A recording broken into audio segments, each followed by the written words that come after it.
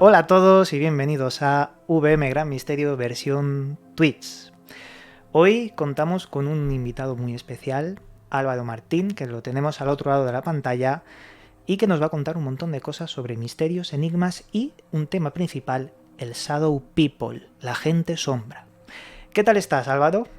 ¿Qué tal, Iván? Pues un placer estar contigo, un placer charlar contigo, con toda tu gente por aquí conectada. Saludos también a todos tus seguidores. Hablamos de sombras y hablamos de lo que tú quieras. Claro. A mí me gusta mucho traer a gente diferente a mi canal porque no solo traer a muchos invitados, pero... Y por eso quería que nos transmitieras un poco el concepto principal antes de entrar en detalle en esos casos. Porque mucha gente a lo mejor no sabe lo que es el Shadow People. ¿Qué nos Ujú. podrías contar como pincelada antes de empezar de lleno en toda la temática? Bueno, pues la gente sombra que viene lógicamente del inglés Shadow People y que todo esto nace en los foros y en los libros ingleses, americanos, estadounidenses, pues son unas figuras completamente negras que la gente ve especialmente, no siempre, pero especialmente en su casa y con mucha frecuencia en su habitación, que destacan, su color oscuro destaca entre la oscuridad de la noche o entre la oscuridad de la habitación cuando estamos a punto de irnos a dormir y se caracterizan en general por ser unas apariciones que causan en el testigo un gran impacto, mmm, terror, de ahí para arriba. Y a veces están asociadas con malos augurios. Básicamente, aunque luego tenemos tipología y mucho que poder matizar, pero básicamente esos son la gente sombra, la shadow people. Para el que no lo sepa, Álvaro ha escrito un libro que ahora nos va a comentar un poco sobre el libro. Y claro, si a alguien le interesa toda la charla que vamos a ir teniendo ahora, que sepa que está el libro. Álvaro, a la hora de crear el libro, ¿tú crees que lo más importante antes de poner la temática es especificar los casos? Es decir, ¿cuál es la mezcla entre casos y temática? La mezcla perfecta, me refiero. Uh -huh. Sí, sí, te entiendo. Pues este libro, que lo voy a enseñar aquí, este libro que es Más oscuro que la noche, pues me llevó escribirlo aproximadamente 5 o 6 años en ratos libres, no de continuo. De continuo, cuando me puse a escribirlo, pues fue cuestión de pocos meses. Porque estuve recabando casos y más casos y más casos eh, para ver un poco, cuando tienes tantos casos de gente que ha visto sombras, puedes empezar a sacar conclusiones de qué son, qué tipos hay, cómo se comportan, aunque luego te diré que hay un catálogo muy amplio. Entonces, mi libro tiene, vamos a decir, un 70%, 60-70% casos de gente que me ha llegado cercana, casos de familiares a veces incluso o amigos, también de gente que no conocía de nada, pero que al poner en redes alguien ha visto una sombra, enseguida me salían casos y de hecho ya publicado el libro sigo recibiendo y sigo recogiendo casos. Pero el otro 30-40% del libro es un compendio de teorías sobre qué pueden ser las sombras, estudio desde diferentes disciplinas, incluso la psicológica, de qué significa una sombra. Y en el libro no quería que fuera un libro de casos, ni tampoco quería que fuera un libro teórico, vamos a decir, sino mezclar un poquito todo. Y cuando tuve, que hasta descarté alguno, porque no cabía, vamos, cuando tuve todos esos casos, pues me puse a reflexionar, digamos, sobre qué serían o qué podrían ser las sombras. Al fin y al cabo estamos hablando de un misterio que yo ni creo que nadie tiene la respuesta concreta y al 100%. Por eso es un misterio, si se resuelve, dejará de ser un misterio. Claro. Yo cuando indagué un poco sobre estas cuestiones, no pude evitar focalizarme muchísimo en mi hermana pequeña. Mi hermana pequeña tiene epilepsia y un tumor cerebral. Desde muy pequeñitos, ella cuenta una anécdota en la que estaba mi primo, que también tiene epilepsia, y yo intentando jugar al escondite en el bosque que está cerca de mi casa. Éramos pequeños y ellos dos recuerdan haber visto una especie de hombre del sombrero, como lo llamaban. Ujú. Empecé a tirar del hilo después de muchos años, porque esto era una anécdota de niños que podría ser pues, cualquier cosa realmente, incluso una persona que pasaba por allí. Ellos describen como un hombre de un sombrero muy alto, parecido a una sombra de ojos rojos, que alargaba la mano e intentaba cogerlos a través de los árboles. Yo me puse a investigar y llegué a un programa de Milenio 3, de los compañeros Iker Jiménez y compañía, donde se recogía una exageración de casos de lo que llaman el hombre del sombrero, y muchos de ellos eran relacionados con epilepsia o con algún tipo de tumor. Pero cuando se hacía una imagen colectiva de esto, me daba a entender que más allá de una alucinación hay algo. Quizás esto se relaciona con los Shadow People. ¿Qué piensas, Álvaro? Pues es uno de los tipos que están reflejados en el libro, una de las tipologías que además mezcla dos componentes. Por una parte el sombrero y por otra parte los ojos rojos. Porque hay apariciones de sombras sin sombrero y con ojos rojos, y con sombrero y sin ojos rojos. O sea, que tienen como diferentes complementos, vamos a decir, dentro de que son figuras oscuras, pero ¿con qué? Pues con un traje tipo monje, hay otra que es así, muy altas, hay otras que también son, otras de estatura humana o incluso más pequeñas, casi infantiles. Y esta que me comentas, Iván, es muy interesante porque, primero, rompe la norma de que suelen aparecer más dentro de las casas, en viviendas. Y segundo, por el sombrero. Es que el sombrero es la clave de este tipo de aparición, combinado con lo de los ojos rojos. Bueno, yo en mi libro indago qué puede significar el sombrero. Cuando nos ponemos en un navegador, y por cuestiones de privacidad no queremos dejar marca, ponemos el modo incógnito. Y el modo incógnito en muchos navegadores de internet es un tipo como con una especie de gabardina, con un sombrero, estilo pues un espía clásico que todos podemos imaginarnos de película de cine negro. Esas sombras aparecen como acechando, como espiando, como muchas veces inmóviles. A veces hacen un pequeño movimiento, puede ser estirar un brazo, puede ser moverse para ponerse encima de ti, pero es un movimiento muy ligero y a veces incluso descrito como si pasara de un fotograma a otro. Es decir, ahora está aquí, ahora está aquí. Y respecto al hombre del sombrero, yo creo que refuerza la actitud intimidatoria, la actitud vigilante que tienen estas criaturas. Si a esto le sumamos los ojos rojos, figuras como el Mothman, tenía ojos rojos, meto al Mothman en el libro, porque era una figura no negra, pero sí gris oscura, y tenía muchas características de esto que se llama la Shadow People. Con esos ojos rojos nos están advirtiendo. El rojo significa peligro, significa cuidado, advertencia. ¿Y si estas figuras quieren meternos miedo? Porque el miedo para ellas es como para mí mi alimento, mi agua, un bocadillo. Es decir, ¿y si se alimentan o interactúan de alguna forma con los miedos de las personas? Pues puede ser. De hecho, acabas de mencionar caso como el Mothman, que rompe la fina línea entre lo paranormal, la criptozoología o la propia ufología, porque cada vez vemos que hay elementos que se comparten entre todos estos campos, como muy bien se decía en cuanto a la realidad daemónica, ¿no? De la existencia de una serie de elementos que son suprahumanos, que están por encima de nosotros y que en determinadas circunstancias se hacen presentes. Quizás el inconsciente colectivo, Carl Gustav Jung lo definió muy bien con el arquetipo, el símbolo por excelencia que nos acompaña como si estuviera arraigado a la esencia humana. Quizás esos ojos rojos, el peligro, quizás es una forma de ensalzar lo que llevamos dentro, ¿no? El miedo inherente a la oscuridad, a lo desconocido. Sí. No lo sé.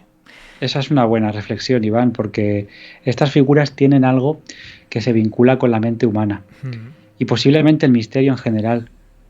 Por favor, y dejemos claro que no estamos hablando de alucinaciones, pero tiene algo que ver con la psicología, con la mente, con lo que piensa la persona, porque hay algunos casos de apariciones de sombras. Hoy mismo he recogido uno que consiste en aparece esta sombra igual que el Mothman, y algo malo pasa detrás. Por ejemplo, pues en el caso del Mothman, que se hunde ese Silver Bridge, ese puente de Point Pleasant, en Virginia Occidental, y algunos lo quisieron asociar como un pájaro de mal agüero. Chernóbil también tiene su Mothman. Y en este caso, yo tengo, en el libro recogí algunos casos de personas que después de haber visto o soñado, y qué es el mundo de los sueños, tampoco lo sabemos exactamente, después de haber visto soñado con una sombra, alguien en su entorno cercano ha muerto, ha enfermado, y ellos a posteriori, claro, lo identificaron con un mal agüero. Claro. Yo pienso que si realmente el Shadow People o el hombre del sombrero son entes sobrenaturales, creo que deberíamos preguntarnos por qué deben llevar esa indumentaria. ¿Por qué sombrero? ¿Por qué gabardina? ¿Por qué en algunos casos parecen de otros siglos pasados? Porque nosotros le estamos dando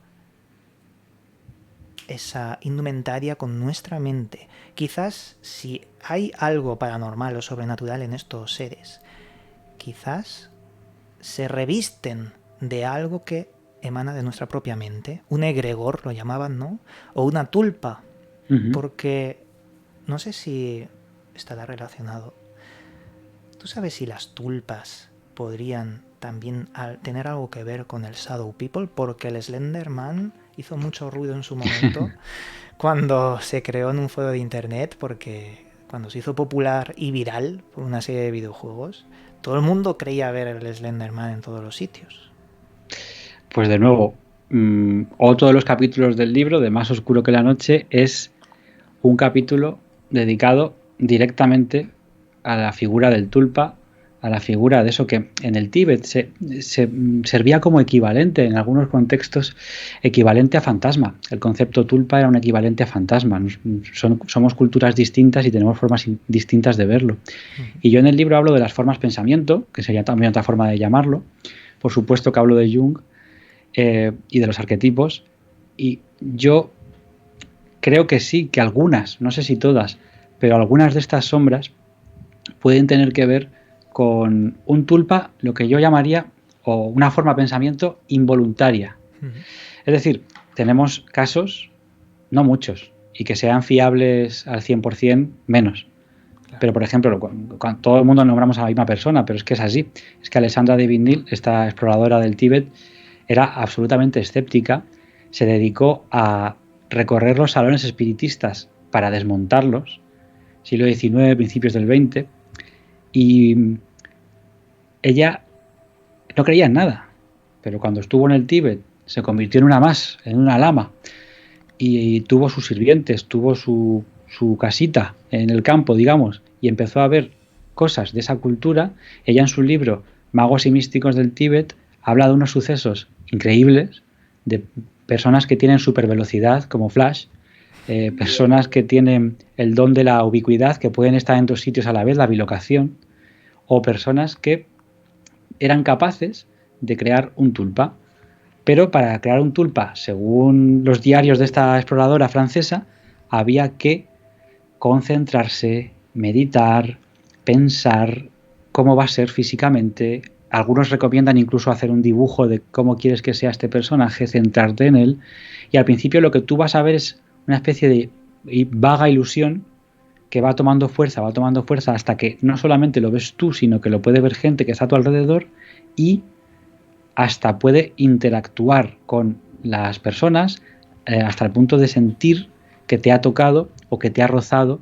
En el caso de Alexandra David-Néel crea un monje muy majete, regordete, con cara de afable, un bonachón, pero se le escapa de las manos, cuentan sus diarios, se hace autónomo y se vuelve más delgado, con los rasgos afilados y cara de mala leche, vamos a decir. Hasta que tienen que disolverlo. Y están entre ella y varios monjes disolviendo este tulpa. ¿Por qué tiene tanto valor este testimonio? Por lo que he contado antes. Que es que esta mujer no tragaba bolas. Y era muy, muy, muy escéptica. Tiene doble valor. Y hay muchos casos, el experimento Philip de crear un fantasma, eso sería otro caso de tulpa, sí. Y alguno más que en el libro menciono. Entonces, las sombras pueden ser tulpas, serían involuntarios, porque la persona no se ha concentrado en formar un tulpa. Pero si son formas pensamiento, estaríamos hablando de creaciones que tienen que ver con un estado anímico de una persona, que por ahí voy yo en el libro también, personas que han estado en un estado, vamos a decir, negativo, de tristeza, de añoranza, un poco incluso de depresión, o bueno, simplemente de bajón, podemos decir, han tenido experiencias con sombras después. Así que, ¿y si se puede? Yo en el libro hablo de sublimar una sombra. ¿Y si podemos disgregar esa parte psicológica hasta tal punto que se hace visible? Podría ser. Claro. Yo en el 2017 saqué mi primer libro, que fue Los seres tulpa, donde hablaba un poco de estas teorías, también del experimento Philip, que es tremendamente interesante para poder, pues, incluso explicar alguna parte de los fenómenos paranormales. Pero recuerdo muy bien la parte en la que el budismo tibetano, la doctrina vajrayana, nos hablaba de cómo los monjes ingerían veneno que producía mucho dolor en el estómago. Lo hacían a propósito para concentrarse en la meditación y hacer que esas meditaciones fueran mucho más fuertes, para poder pasar niveles de esfuerzo y generar con una danza, la danza del chot, como llamaban, ese tipo de tulpas. Pero más allá de esto, y antes de continuar con esta fascinante temática, me gustaría hacer un parón. Álvaro, para luego retomar esta temática porque me parece impresionante. Eres guía turístico también en Madrid, ¿verdad? En cuanto a temas de misterio y enigma. Sí, sí, sí. Donde yo vivo, aquí en Madrid, pues me dedico los fines de semana a hacer paseos, esos tours que hay en muchas ciudades, ¿no? Tours de fantasmas, tours de leyendas, y me dedico a llevar a los intrépidos aventureros a conocer lugares dentro de Madrid, no a un sanatorio abandonado, que también mola, pero lugares públicos que incluso tienen personas trabajando en su interior y que, por ejemplo, son lugares muy serios, son ministerios y demás, pero que en su interior tienen historias de fantasmas que, lejos de ser leyendas del siglo XVI, son realidades que viven los trabajadores, los vigilantes de seguridad.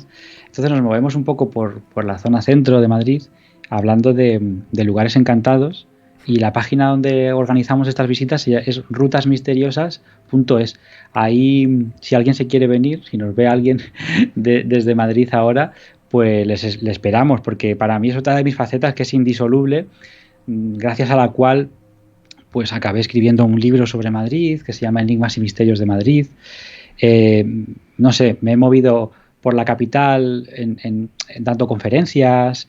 Tengo un programa de radio también aquí en la radio de Madrid, en Onda Madrid. Y bueno, o sea, a mí no se me puede separar de alguna forma de todos los misterios que tienen que ver con mi ciudad, con Madrid. Claro.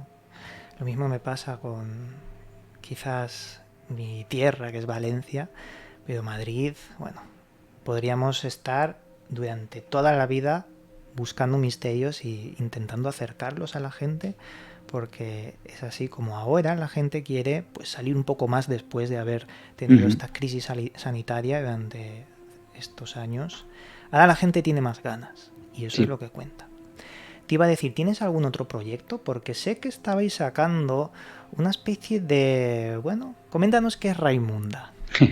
Mira, está por ahí conectada a Sere, que también es una de las que ha apoyado el proyecto y saluda por aquí. Y bueno, Raimunda es una locura.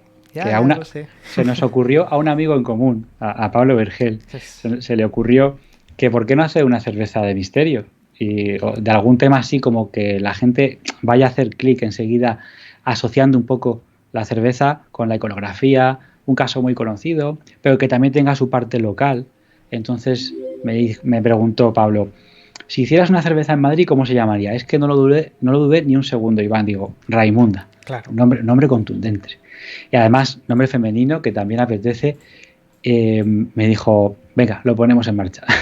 y hemos puesto en marcha un proyecto que es 3 variedades de cerveza. Lo siento por los que nos escuchan fuera de la península, porque pueden acceder al libro, que ahora contaré de qué va el tema, pero a la cerveza solo gente de la península ibérica, porque es muy difícil el tema de los envíos, cuando son además líquidos, encima son alcoholes.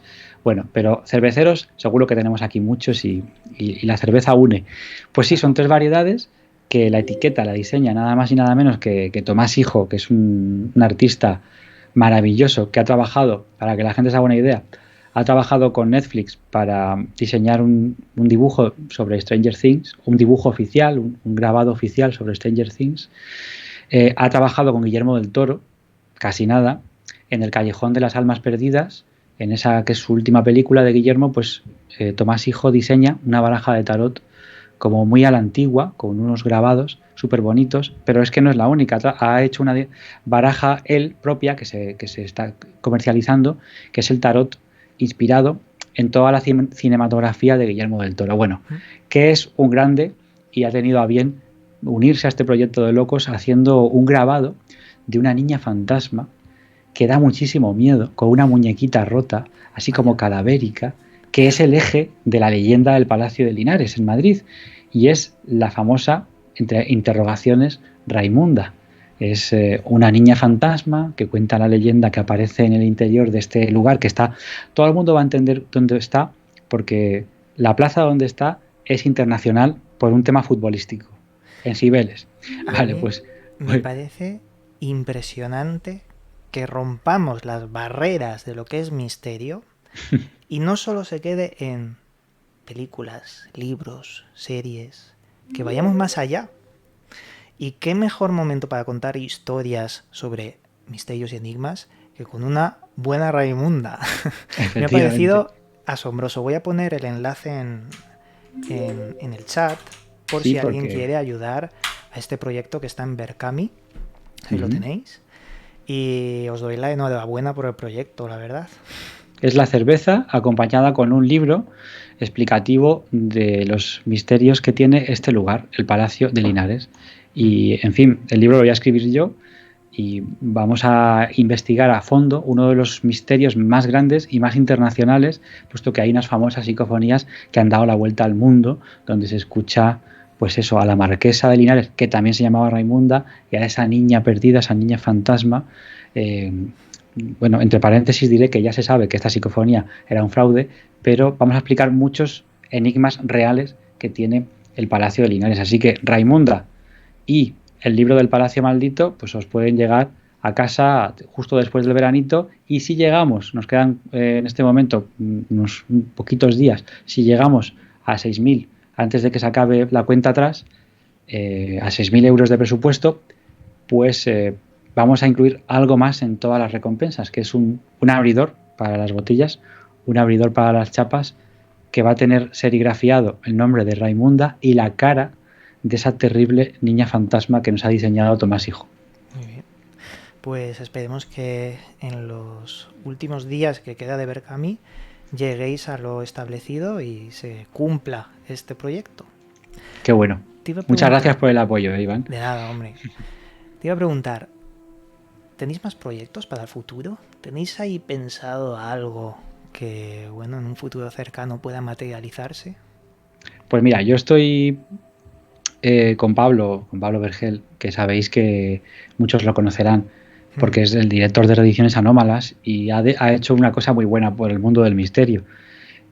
Traernos a todos libros descatalogados que eran imposibles de conseguir si no te gastabas 400 euros o más, o incluso algunos es que ni siquiera existían antes de que él pasara por allí, no existían en castellano. O había una traducción que salió en Latinoamérica y una edición muy pequeña, que ahí sí que tengo que decir, Argentina, México, han tenido grandes ediciones de libros de ufología que no han llegado bien a España, porque han entrado por allí, por Latinoamérica, y ha llegado una edición muy cortita, casi inencontrable. Entonces, él ha llevado al pueblo todos los libros de ufología, sobre todo, que tienen que ver con eso, con ediciones descatalogadas, con autores como John Keel, Jacques Vallée, Whitley Strieber, Communion. Bueno, y a partir de ahí yo colaboro con él en otro sello más pequeñito que tiene, que se llama Balazote, y en Balazote hay proyectos para después del verano editar algún libro. Balazote se caracteriza por ser más misterio pegado a la antropología, y es una investigación, digamos, sin sesgo, o intentamos que sea lo más neutra posible de un enigma que puede tener que ver con el folclore, con las tradiciones, con nuestros antepasados, y por ahí van a ir los tiros de algo que se va a publicar después del veranito, seguramente, porque luego los autores, como bien sabes tú, llevan sus ritmos, cuesta mucho. Nosotros no le ponemos una fecha concreta de entrega este día tal, somos más buen rolleros en ese sentido. Y luego con Fictio, que es que Pablo no para, la cabecita está todo el día dándole vueltas. Entonces Pablo tiene, por si fuera poco con dos, tiene otro sello más, que es Fictio, un sello de ficción. Yo no me atrevo a hacer hoy en día, y tengo pensado una historia chula, pero no me atrevo a hacer ficción, me parece algo, palabras mayores, pero vamos a reeditar un libro de relatos antiguos de fantasmas que va a ser muy chulo. Bueno, pues esperemos que los tiempos se cuadren para que podáis continuar con todos estos proyectos. Y efectivamente, hay libros que eran imposibles y gracias a Pablo han podido ser reeditados. Recuerdo mucho lo difícil que era conseguir Pacto de Silencio de Kaiser y cómo hizo con el Berkami una campaña para poder conseguirlo, y ahora lo tenemos todos al alcance de un clic. Pero bueno, volviendo un poco a temas de misterio, después de este break, que yo creo que ha sido muy ameno para que la gente conozca un poco más de ti, te iba a preguntar, ¿cómo ves el panorama del mundo del misterio? ¿Cómo ves ahora mismo el misterio en general? Uy. Me gusta mucho hacer esta pregunta a todos los invitados. Voy a hacer así. Todos coincidimos en muchas cosas. Me voy a chasquear los nudillos y voy a empezar a ser lo más diplomático que pueda. Respiro. ¿Cómo está el mundo del misterio? Bueno, pues como bien sabes, hay gente que vale la pena y hace cosas geniales. Aquí tenemos un ejemplo, VM Gran Misterio. En YouTube hay de todo. Parece que para destacar tienes que ser sensacionalista o inventarte las cosas, y aquí tenemos un ejemplo de que no. Hay más facilidad para que todo el mundo pueda acceder a hacer un podcast, a hacer un canal, a hacer un Twitch, a hacer lo que quiera. Ya no es una cosa de unos pocos privilegiados. Lo que pasa es que hay un poco de saturación, quizás. Eso para empezar. Hay un poco de saturación. Es posible que... Lo que pasa es que, claro, luego los que valen se quedan y los que no se caen por el camino, porque es muy duro. Lo que no ve la gente es lo que hay detrás de cada vídeo, la edición que hay detrás, el tiempo que hay que dedicarle. Y claro que es un trabajo, porque te ocupa un montón de tiempo, para que a veces no te reporte lo que tú pensabas. Entonces hay gente que se desespera y se cae por el camino. También hay gente que se considera esto absolutamente un hobby y dice, bueno, donde llegue he llegado, lo que hago, tengo mi trabajo de oficina y luego me hago mis programas o mi podcast, pero vamos, totalmente amateur. Entonces ahora tenemos para empezar, esa dicotomía de profesionalidad versus amateur, gente con talento versus otros que no tanto, y gente... Luego también hay una cosa que se tiende a copiar, se tiende a sentar cátedra. Estamos hablando de misterio, señores, que es que seguramente hay casos que se sabe que son manifiestamente un fraude, pero hay una corriente ahora de solucionadores de casos. Caso tal, lo hemos resuelto. Un momento, que hay casos muy espinosos que te encuentras con 3 pistas buenas y 2 pistas malas. Te encuentras con un testimonio a favor y un testimonio en contra. Pero es que son temas tan escurridizos, tan etéreos, tan... Al final hay una cosa, Iván, que es lo que ha vivido cada persona. No le vamos a poner un polígrafo, podríamos hacerlo. La mayoría de testigos, yo estoy convencido de que no mienten. Primero porque es que no sé qué ganan inventándose esto. Es decir, repercusión, su propio ego... depende en qué círculos. Yo en el libro, en el de Más oscuro que la noche, tengo gente que están con seudónimo porque no querían salir en el libro con su nombre original, porque tienen una vida absolutamente al margen de este mundo, por llamarlo de alguna forma, del misterio, y no querían. Entonces también cuando entrevistas a mucha gente te vas dando cuenta, o a veces haces repreguntas o dices, bueno, vamos a llevármelo por otro lado distinto, a ver si me responde lo mismo, a ver si cambia alguna cosa. Pero bueno, te diré que el mundo del misterio está en un gran momento porque hay mucha diversidad y variedad. Nadie obliga a nadie a ver a un youtuber, a un podcaster o lo que sea. Nadie obliga a nadie. Hay opciones para todo el mundo, de todos los tipos de categorías. Gente que habla, eh, digamos, a un público más mayoritario, gente que habla a un público más específico. Eh, Lamentablemente tenemos que decir que, Punto aunque esto org. es muy Para el rayo masculino verde en la nocturno parte de corazón arriba del verde. misterio, porque los seguidores, a la gente que le gusta y a la gente que vive, en el libro te lo puedo demostrar, son más mujeres que hombres. Pero en la parte de arriba, ese famoso techo de cristal, podríamos llamarlo, pues está ahí porque es así. Aquí estamos tú y yo hablando con nuestras barbas. Claro. Pero, hombre, también es verdad que a mí me gusta traer a veces de invitado, pues eso, hombres, mujeres. A mí me da igual. Quiero decir, yo que me cuenten algo interesante. No me importa si es hombre o mujer. Pero lo que digo, hay bastante más hombres en la parte, en la parte, digamos, de la comunicación, en los receptores o las receptoras son más son más ellas. Y eso, que estamos en un momento muy bueno porque el mundo del misterio está en todas partes ahora mismo. Es decir, eh, por supuesto que forma parte de la cultura. Yo cuando estamos hablando en las rutas, estamos hablando de leyendas de Madrid, no deja de ser lo que identifica una ciudad es su historia, pero también son sus leyendas. La ciudad no sería lo que es sin sus leyendas. Porque a los madrileños nos llaman gatos. La leyenda del Palacio de Linares, sin ir más lejos. Pero te vas a plataformas, te vas a ver pelis y te encuentras temas de misterio por todas partes.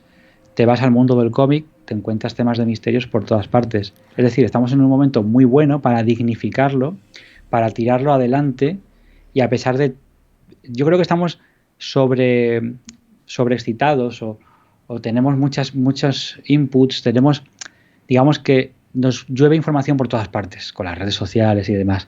No creo que sea algo propio del mundo del misterio, ¿no? Pero, pero bueno, como te digo, Iván, es un momento muy bueno, con un asterisco, por supuesto. Siempre tiene su parte negativa, pero yo creo que ahora mismo estamos en un punto y creo que se está creando una comunidad muy afín de gente con intereses comunes que puede ser que determinen los próximos años. Me refiero seguidores del mundo del misterio, gente que escucha o ve los programas, pero también gente que está contando historias, que muchas veces hacen crossover. Fulanito invita a Menganito a su programa y luego él viene de vuelta. Se está creando una comunidad muy bonita en ese sentido de colaboraciones. Así que, como te digo, yo creo que son buenos tiempos con el asterisco. No, yo opino pues bastante parecido. Sin embargo, claro, siempre va a existir una rivalidad sin sentido de gente de la antigua usanza dentro de la prensa de papel, ahora más digital, dentro de la radio, que no entienden realmente que ha evolucionado el medio y que hay pues estos recursos como directos en Twitch, vídeos en YouTube. Pero como he dicho muchas veces, yo creo que el camino del misterio es un camino solitario, un Total. camino iniciático, porque realmente lo más importante es lo que vas aprendiendo en ese camino. Te cruzas con personas, comparten sus puntos de vista y siempre que exista ese respeto en el camino, pues puedes avanzar de forma solitaria pero con gente. Es un término un poco contradictorio, pero yo me explico. Uh-huh. En fin. Sí, a ver, yo te digo, te encuentras de todo y una cosa que me encanta de poder entrevistar a gente y demás es que aprendes un montón. El mundo del misterio te hace tener la mente abierta y eso es súper bueno. Lo que pasa es que al abrir la mente te puedes volar, puedes dejar de tocar tierra y eso no es bueno. Y hay gente que ha perdido todo pie en tierra, no sé si de forma impostada o de forma real, pero que a veces parece que se les ha ido un poco la perola. Sí, sí, cierto. Y más cuando, por ejemplo, YouTube, el medio permite que se diga cualquier cosa. A lo mejor no hay rigurosidad en la información, por ejemplo. Uh-huh.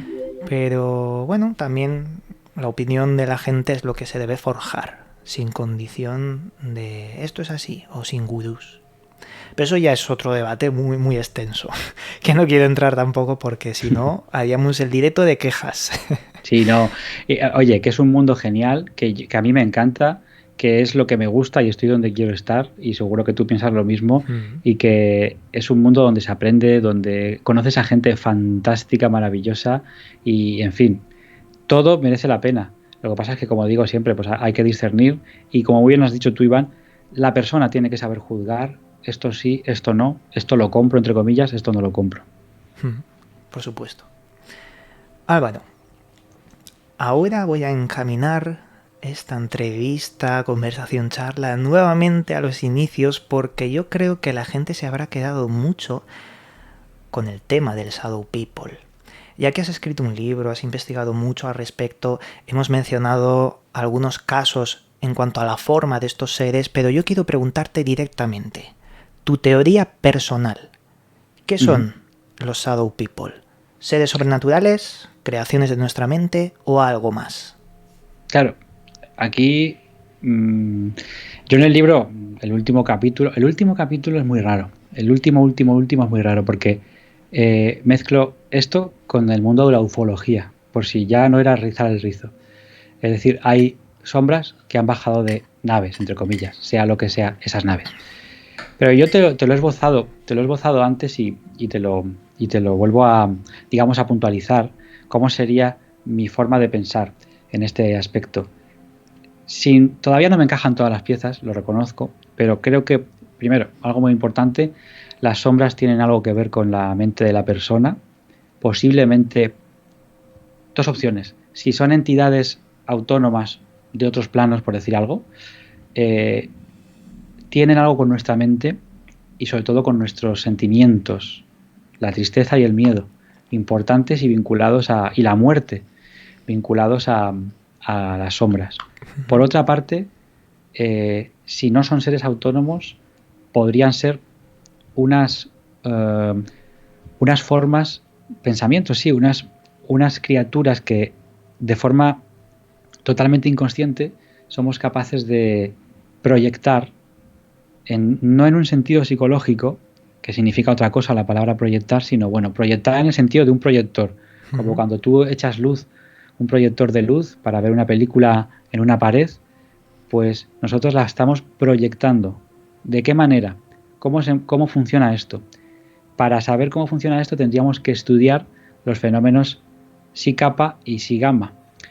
Los fenómenos de efectos físicos, como la telequinesis y demás, tendrían algo que ver con estas figuras porque estamos creando algo, si no físico, al menos lo podemos percibir con uno de nuestros sentidos, con el oído. A veces también, con el oído y con la vista. Es que con el oído hay casos de sombras en los que antes de verla, la persona ha escuchado una especie de zumbido, muy frecuente también en temas de experiencias fuera del cuerpo, y hay otros casos en los que la persona ha escuchado algo bastante terrorífico, su propio nombre, susurrado, o incluso sin susurrar, pero ha escuchado voces, palabras, muy frecuentemente su propio nombre, como si alguien le llamara, y al abrir los ojos, porque estaba medio dormido, al abrir los ojos y poder moverse, recalco, porque no estamos hablando de una parálisis del sueño, ha visto esa figura en su habitación. Entonces, claro, en casos donde la persona, por ejemplo, te cuento un caso concreto. En el libro, una chica, a ver qué te parece. Vale. Una chica está estos días, los días en los que le pasa eso, los días anteriores, está echando de menos a su abuela fallecida. Ella estaba muy unida con su abuela y de repente tuvo unos días así de melancolía. Esta chica se va a dormir, pero antes de irse a dormir está en su cama con el móvil. El móvil, de repente, el teléfono, se le pone pantalla azul. Algo no va bien. Se lo ha estropeado, estaba prácticamente nuevo, nunca le había pasado. Sabemos que cuando un móvil se estropea le puede pasar eso de ponerse la pantalla azul. Y de repente, al poco tiempo, se queda sin batería. Al tiempo que se forma junto a su cama, frente a su cama, esto es también muy frecuente, una especie de nube negra de la cual van saliendo los rasgos. Va saliendo una pierna, otra pierna, un brazo, otro brazo y una cabeza. ¿Ella qué piensa en un principio? Estoy pensando en mi abuela fallecida, qué bien, voy a tener una visita del más allá. Y mi abuela me va a decir aquella mítica frase de JJ Benítez, estoy bien. Vale. Pues cuando ve que empieza a materializarse esas piernas, esos brazos, una figura alta que en nada se parecía a su abuela y con una actitud un tanto amenazante, ella lo que hace es aferrarse a las sábanas, las sábanas protectoras que te protegen del asesino en serie y del fantasma, y ve cómo la sombra se acerca a ella, todo esto en penumbra, pero la sombra era más oscura, de un negro más potente que la propia oscuridad de la habitación, se coloca entre su cama y una ventana que tiene con agujeritos, en la cual una persiana en la cual se ve las farolas de la calle, se ve la luz que entra de la calle. Entre esas, eso es muy de película, con esa persiana bajada, con esos agujeritos, hay agujeros que no emiten luz, justo los que corresponden al cuerpo de aquella cosa que ahora ya no está a los pies de su cama, sino junto a ella, junto a su cama, y agachada como si quisiera mirarla. Ella cierra los ojos, se tapa del todo con la sábana protectora que todo lo cura, y cuando vuelve a mirar ya no estaba. Una lección muy importante que se aprende con las sombras es que cuando en estos casos, por ejemplo, se enciende la luz de la habitación, lo cual es como muy metafórico, cuando enciendes la luz, la sombra se marcha, no está. Son seres de la oscuridad y les gusta la oscuridad. Entonces, ¿y si esta chica, resumiendo, creó esta sombra con su añoranza, valiéndose esta figura, sea lo que sea, quizás de la energía de ese móvil que se estaba estropeando, que luego volvió a funcionar perfectamente después del episodio, y se manifestó de esta manera, como digo, sublimando, proyectando esta sombra que tiene que ver con las sensaciones, con los sentimientos de la persona. Ahora bien, esto, como no explica todos los casos que he recogido, no es la respuesta definitiva, pero a lo mejor, dando palos de ciego, nos acercamos un poco a lo que puede ser la realidad de un fenómeno que es mucho más complejo que decir esto es un arconte, esto es un larva astral, en fin, seres de otras dimensiones. Es que todo es mucho más complicado quizás y a la vez mucho más sencillo si entendiéramos cómo funciona de lo que se nos ha contado. Claro. Yo lo que veo es un patrón en muchas de estas casuísticas y es la electricidad. Los aparatos electrónicos muchas veces reaccionan. Acuérdate de las psicofonías, la psicoimagen, que es una cámara que se retroalimenta a sí misma enfocando a la televisión, donde hay una casuística de aparición en el ruido blanco de caras y de cosas muy raras. El Silerón era un aparatito que tenía el doctor Gaona, que lo colocaba en una iglesia, en un lugar de rezo, en un cementerio, y su generación de números aleatorios del 0 a 1 se volvía muchos unos o muchos ceros, rompiendo la probabilidad en lugares donde hay algo en el ambiente, un pensamiento, una emoción. Y recuerdo haber investigado casos donde había un familiar recién fallecido. Toda la familia llorando, ese familiar, en los días. Ahí es donde se producen más casos, en las horas o en los días cercanos a la muerte, quizás porque la gente está añorando, está pensando en la persona. Pensamiento. Somos electricidad que nuestras neuronas, al producirse en la sinapsis, recorre todo nuestro cerebro. Y hay estudios científicos muy cercanos que nos hablan de que quizás en el cerebro hay procesos subatómicos, procesos cuánticos. No sabemos cómo funciona realmente la conciencia o el pensamiento, pero sí que sabemos que dentro de la física cuántica existen fenómenos como el entrelazamiento cuántico. ¿Y si la afinidad con una persona hace que esos cerebros se entrelacen? Acuérdate de los gemelos que uno sufre un daño a 1000 kilómetros de distancia y el otro lo siente extrañamente. Y la ciencia no sabe explicarlo, pero sabe que eso se produce. Quizás nuestras mentes están conectadas en un inconsciente colectivo más real, más palpable, que metafóricamente o psicológicamente se planteaba por psicoanalistas. A lo mejor hay un campo mórfico o algo que nos conecta a la hora de pensar, y pensar quizás crea estas cosas. No lo sé, pero eso sería una teoría. Sí.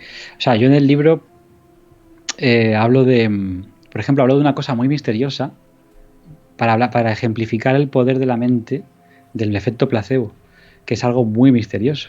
Yo conozco a gente que le funciona, no hace falta que me pongan un estudio médico de no sé qué, que también los hay y muchos, pero vamos, que le das un caramelillo, pero esa persona piensa que ese caramelillo le va a curar de un dolor de cabeza y se lo quita. Y así con muchas cosas.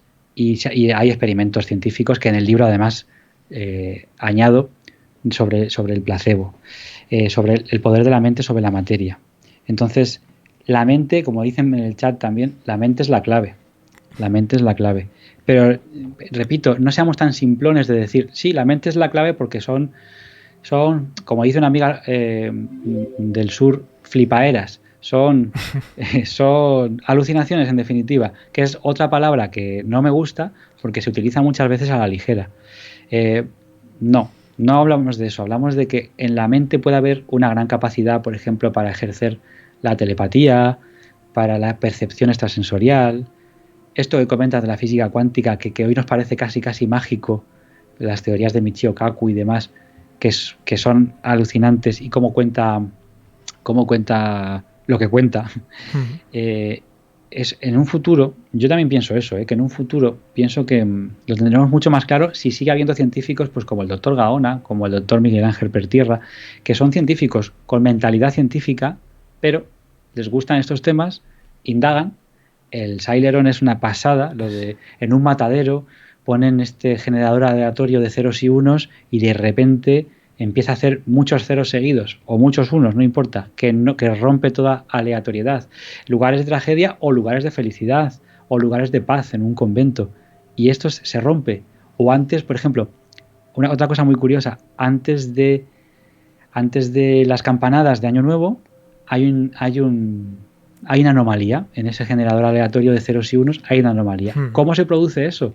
Pues tiene que ser con alguna especie de mente colectiva, Sí, con una especie de lo que llamaban también, en el libro hablo del proyecto Consciencia Global. sí, eso te iba a decir. Claro. Eso es muy importante. Uh-huh.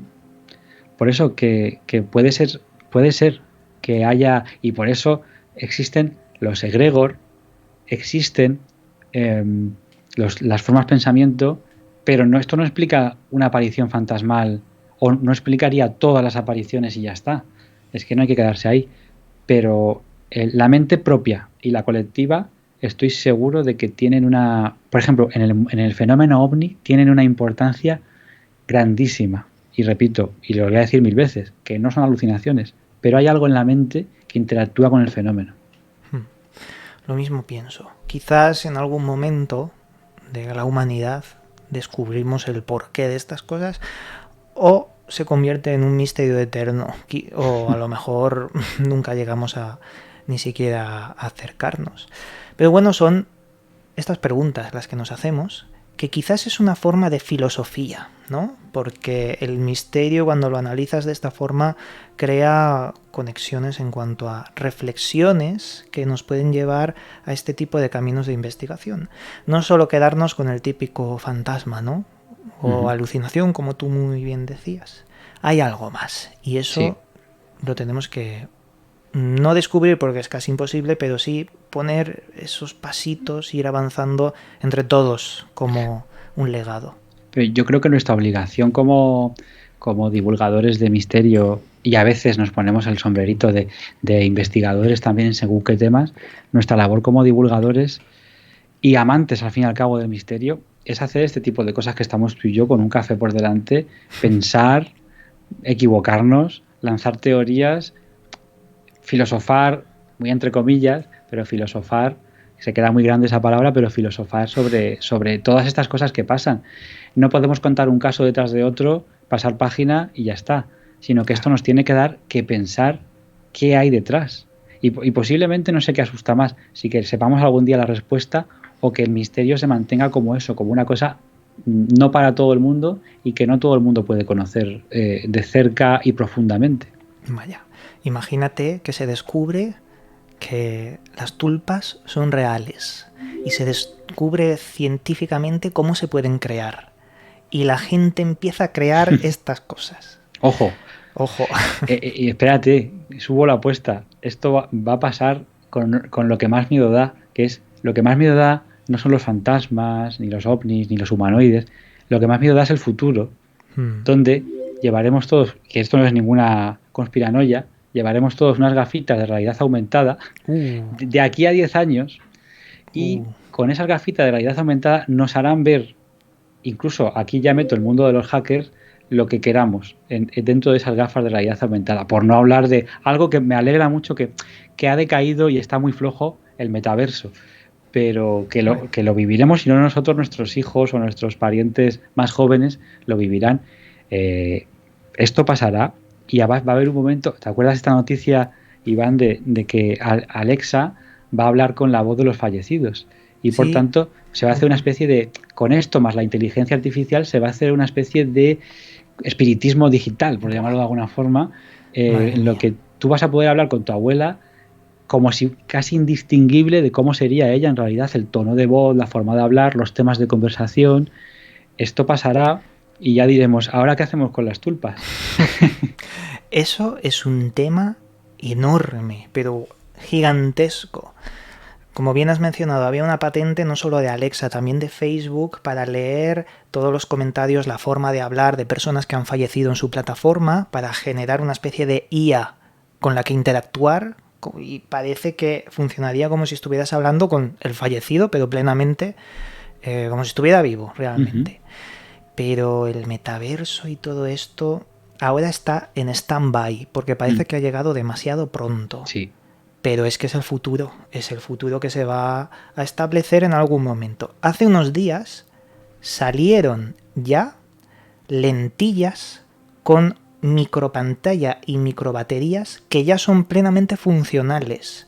No como las Google Glasses estas del 2012. No. Lentillas que ya funcionan. Se están haciendo prototipos porque sí que hay una barrera que tienen que superar, y es hacer miles y miles de ensayos para determinar que no afecta al ojo realmente el calor de las baterías y todo esto, porque puede ser un problema, pero sí que eran de carácter médico, baterías médicas o algo así. Pero ya son una realidad. Imagínate que viéramos con estas lentillas toda la humanidad conectadas a Internet, fantasmas digitales que no son realmente reales, pero que creemos que son reales. Y ese es el kit de la cuestión de todo este asunto, de todo el gran misterio. Si tú crees que algo que no existe es real porque produce un efecto, da igual que no exista. Este es el ejemplo que he puesto tantas veces que ya me da hasta vergüenza decirlo por la cantidad de veces que lo he dicho. 2 niñas en Wisconsin, hace muchos años, piensan que Slenderman es real cuando nació en un foro ficticio de Internet la historia. Pero como piensan que es real, intentan asesinar a una tercera porque piensan que así se les va a presentar Slenderman. Eso es una tulpa digital. Algo que no existe genera un efecto en la realidad. Por lo tanto, eso que no existe da igual que no exista. Se vuelve real por el efecto. Y con este mundo del metaverso va a cambiar la humanidad completamente. Sí. Sí, pero bueno, también depende de nosotros. Vale que nos obligarán, entre comillas. No quiero teorizar sobre un futuro que no existe y todo está por escribir, pero que también dependerá de nosotros hasta qué punto queremos entrar y hasta qué punto queremos vivir en ese mundo virtual, que parece que todo, tanto las novelas como las películas, como los teóricos, piensan que vamos para allá, ese mundo hiperdigital. Pues hombre, depende de nosotros, aunque sea en la medida de lo posible, ralentizar que esto sea una realidad o que ocurra. Y aún así, quiero pensar que siempre habrá personas que prefieran lo real y lo tangible y los auténticos misterios. No el pasaje del terror que te van a montar en las lentillas cuando te metas en según qué sitios pagando tu cuota.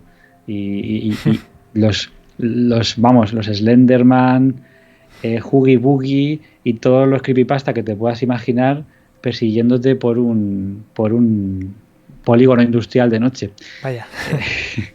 Ya estoy lanzando ideas yo de futuro, a ver si algún Cuidado. creador... No, pero bueno, te quiero decir, los misterios profundos estarán ahí. Siempre. Y seguirán. Y son difíciles la ciencia no les puede meter bien mano porque son difíciles, la verdad, son muy difíciles de atrapar. Cazar un fantasma, entre comillas, no os voy a decir que es imposible, pero es harto complicado. Álvaro, llegados a este punto, creo que hemos tenido una charla bastante completa sobre Shadow People, teorías sobre la mente, sobre lo paranormal. Hemos esbozado también un poquito, bueno, diferentes proyectos que tienes. Me gustaría que para acabar respondiéramos 5 preguntas del chat, ya que estamos en Twitch y la gente nos está viendo en directo. Quizás sería buena idea bueno, que te hicieran a ti 5 preguntas y que nos respondieras. ¿Qué te parece? Estupendísimo, sí, sí. Seguro que son complicadas e interesantes, quiero decir. Preguntas de aquellas que te hacen, que cuando terminamos el directo te dejan en plan, tengo que pensar sobre este tema. Pues sí. Mira, aquí hay una persona llamada Miguel F16 que nos dice: ¿la parálisis del sueño podría ser un Shadow People? Bueno, según los casos recogidos en el libro, sí. Es decir, podría desencadenar un Shadow People, una visión de una sombra. También hay una teoría que va al revés, que dice que la sombra, siendo una entidad interdimensional o lo que sea, provoca en el sujeto esa parálisis para que no pueda resistirse, y mientras que lo pasa mal, no pudiendo, yo he vivido parálisis del sueño, mientras que lo pasa mal no pudiendo gritar, no pudiendo moverse durante un tiempo que para él pueden ser 30 segundos, pero parecen 30 horas, pues esa entidad se alimentaría de aquellos sentimientos negativos. Pero más bien podemos pensar que es al revés, que la parálisis del sueño, que es un momento en el que te despiertas y no estás del todo despierto, por resumirlo muchísimo, va acompañada de visiones. Aquí sí podríamos hablar, quizás, sin temor a equivocarnos, de alucinaciones. Además tienen un nombre, hipnopómpicas, son las que se producen cuando te estás despertando. Y entre el catálogo hay demonios, seres pequeñitos y cabezones con ojos grandes, es decir, lo que todo el mundo consideraría un gris. Y, por supuesto, no me meto en si los grises son o no son. Digo que se ven a los pies de la cama ladrones, demonios, gente conocida, familiares o lo que sea, y sombras. Así que sí, hay una vinculación importante entre una visión de una sombra y el mundo de los sueños en general, y en particular la parálisis. Otra pregunta. Este No Suerte nos dice: tengo 2 preguntas. Vaya. ¿Tienes algún caso donde la agente sombra se haya visto a plena luz del día? Y otra: ¿cómo podríamos saber que no puede ser algo que nuestra mente forma en la oscuridad para darle forma a lo que no puede ver? Y yo le añado otra: ¿existen fotografías de Shadow People? Vale, pues vamos a recapitular. La primera, que a plena luz del día. A plena luz del día, sí, pero son muy pocos casos. Pero tengo un caso, por ejemplo, en un sitio que, claro, no es baladí, en un cementerio. En un cementerio, una chica que estaba... Es el caso con el que abro el libro, porque es que es una chica que otra característica que tienen las sombras es que a algunas personas, no a todos, les acompañan desde pequeñitos hasta que crecen. Es como algo que tienen íntimamente ligado. Entonces, de pequeña veía sombras en su cama, y cuando creció, pues fue al cementerio con su hermana y le vino de cara una sombra que estaba como mirando una tumba. O sea, un señor muy cotidiano, pero completamente negro, todo, la ropa, la piel no es que sea de etnia, por ejemplo, africana, no, es que es completamente un negro que absorbe todos los colores, no se puede ver ningún tipo de color más que no sea el negro, se le acerca a ella, la pasa tan cerca que ella se cae al suelo y se marcha. Su hermana lo único que vio es como ella se caía al suelo empujada por una fuerza invisible, por así decirlo, y la ayudó a levantarse. La hermana no vio a la sombra. Y la sombra dijo algo que también es muy raro que hablen. Algo así como expresó su incomodidad porque estuviera ella ahí, como diciendo, ¿qué haces aquí? Por un lado. Por otro lado, se me ha ido la pregunta. La segunda era algo así como que... ¿cómo sabemos si no es nuestra mente que le da una forma de sombra a algo que está en la oscuridad, que no tiene forma en sí? Claro, nosotros tenemos una facultad en nuestro cerebro que nos hace agrupar para crear formas. Por eso las paridolias, por eso vemos caras en las nubes y vemos animalitos y cosas. Pero yo creo que en este caso no tiene nada que ver con que la mente esté viendo una figura donde no la hay. Hmm. Yo creo que puede haber algún caso que lo explique así, ¿eh? Pero en general los casos de sombra son figuras sólidas, con entidad, es decir, con suficientemente definición. Hay gente que ha visto sombras, o sea, criaturas completamente negras, pero con todos los detalles de su ropa, con un abrigo, con los botones, pero es como si a alguien le hubieran echado un cubo de pintura negra por encima. Entonces yo creo que en general no tienen que ver con eso. Y me queda la tuya, Iván. Fotografías. Fotografías. Hay algunas, pasa es que aquí, ¿cómo está el misterio hoy en día? Pues es que no sabes qué creerte, ¿sabes? Entonces se ven muchos vídeos virales, fotos. Hay una foto que luego se desmintió, pero que era muy, me parecía que era muy auténtica porque no era súper definida, no era una cosa de película. Había habido un accidente de coche y había muerto algunas personas. Y justo al momento de impactar el coche, que se salían cámaras de seguridad, bueno, digo que se ha resuelto, ya he pecado yo de ser simplista. Algunos dicen que eso se ha resuelto porque era una sombra de alguien que pasaba por allí. Pero el caso es que cuando ese coche impacta, hay gente que ha muerto allí, aparece alrededor, qué oportuna, una sombra sin cuerpo, es decir, sin nadie que proyecte esa sombra a priori, según vemos en la imagen, en el encuadre. Y claro, como están vinculadas con la muerte, que incluso se creen que pueden ser como la parca, digamos, estas sombras, pues es o no es. Queda ahí en un limbo raro y no sabes qué creerte. Pero yo en el libro, por ejemplo, no he adjuntado ninguna foto que yo considere 100% verídica de sombras. Muy bien. Esto me recuerda mucho a un libro que leí hace años de Javier Pérez Campos, creo que era, que hablaba sobre los alfaques, una tragedia, la tragedia de los alfaques, que mostraba casos de personas que por la carretera nocturna que está cerca a los alfaques veía a gente sin rostro, pero sin piernas, en algunas ocasiones sin piernas, que estaba formando como si fueran sombras alrededor de la carretera. Muy interesante caso y recopilación de casos, sí. El libro que os recomiendo. Se llama Los ecos de la tragedia, pues, si lo quieren buscar por ahí. Muy bueno, bueno. Sí, además habla no solamente mucho, de alfaques, habla de otros casos que son tragedias que están bañadas por el misterio. Porque yo tengo también la teoría de esa invernación, esa huella, donde ha habido un suceso trágico, cuanto más trágico peor, ha quedado ahí una huella que algunas personas pueden ver.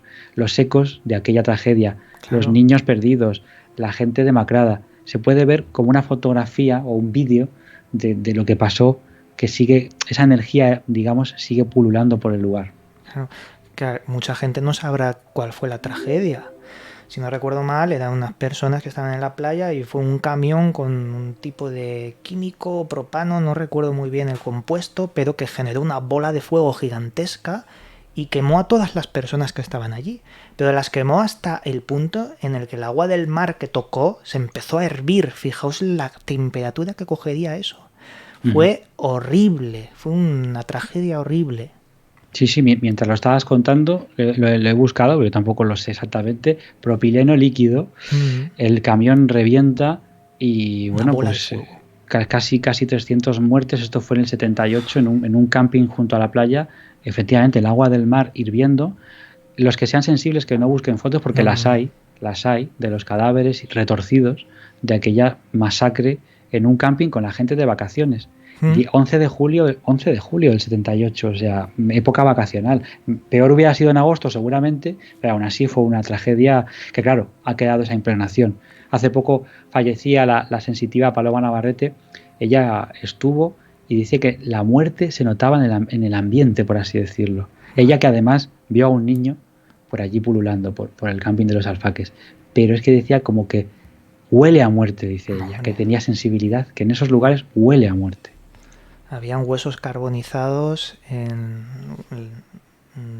prácticamente en la posición donde se quedaron, medio sentados. Entonces, bueno, da igual esto porque es muy macabro en cuanto a los detalles. Última pregunta.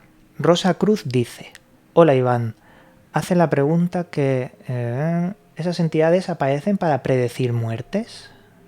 Pues tal y como hemos investigado en el libro, respuesta rápida, sí.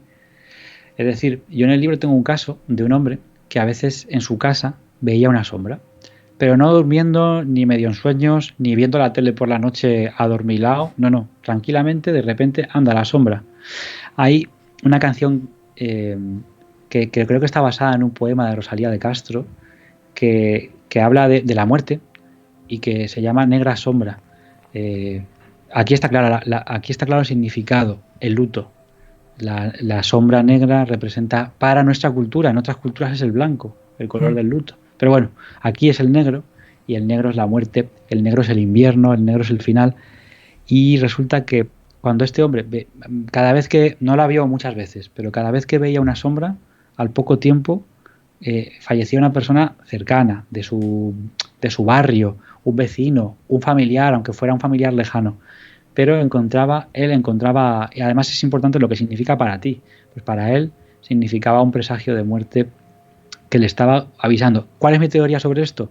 Esa persona, ese señor, raro porque era un hombre, suelen ser a mujeres, este hombre tenía una percepción extrasensorial que canalizaba de esta manera. Es decir, en lugar de echar las cartas del tarot y a través de lo que te sale predecir que puede haber una muerte, que también se podría, o usar una bola de cristal, él lo canalizaba de esa peculiar manera. Cuando le aparecía cerca una sombra, él hacía chas, alguien va a morir.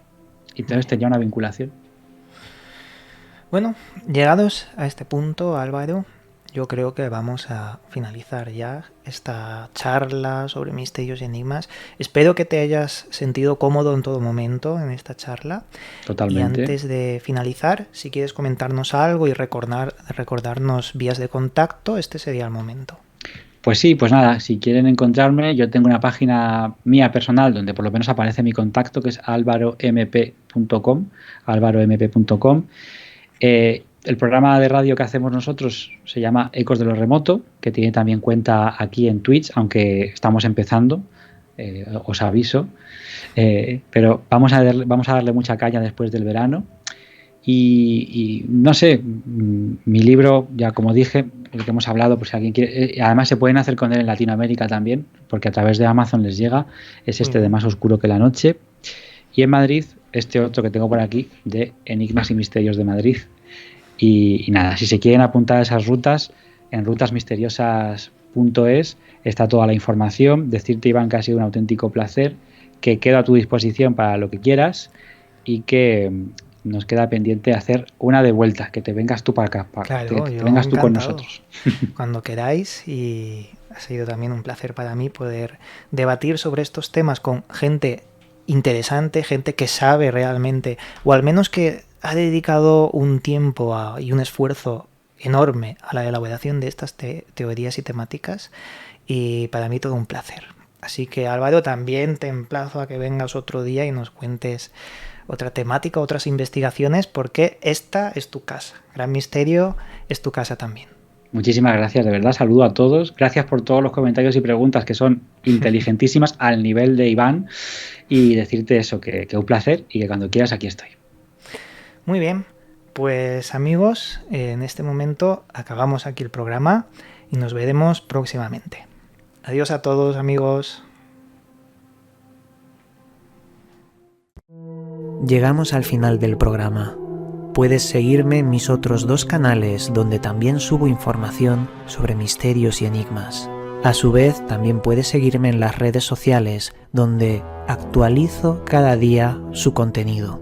Que las estrellas guíen vuestro camino. Hasta pronto, amigos.